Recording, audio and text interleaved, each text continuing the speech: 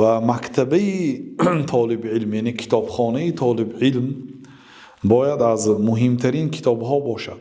اینجا یک چند عالم ها را نامبر میکنیم که کتاب های زیاد داشتن، خواه آن عالم ها یعنی از عالم های ثقه هستند یا غیر ثقه، خلاصه از علمایی که علمای مسلمان ها هستند. میگوین که محمد ابن عمر واقدی سال 207 گذشتگی است، یعنی در اون زمان خودش کتابداری، کتاب ها کم بود، مؤلفات کم بود، لیکن به هر حال میگن که یمتلک مکتب کبیره تضم 600 قمطر کتب.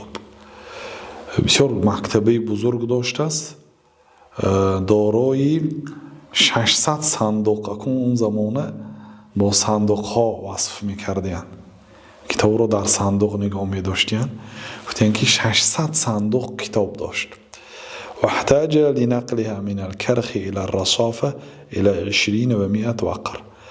و وقتی انتقال کرد از یک منطقه به منطقه، هر دوشم کرخ هم در بغداد است، رصافه هم در بغداد است.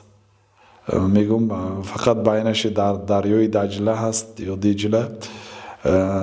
یعنی به هر حال برای انتقال از همین منطقه به این منطقه به 120 شتر محتاج شده است. یعنی 120 شتر کتابهایش را کشانیده بوده است. یعنی این همچون فضیلت ذکر کردن. واقعا کتاب زیاد داشتن هم فضیلت است، لیکن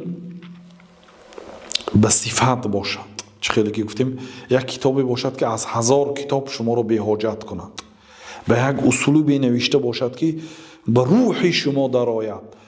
وقتی که کتاب رو میخوانید، یعنی مؤلف در کدام حالت کتاب رو نوشته است همون حس کنید.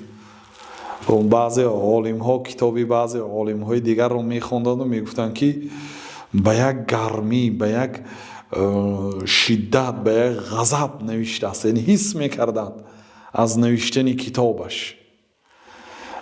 یعنی اون کتاب ها آدم را تغییر میدهد، کتاب های با تاثیر است.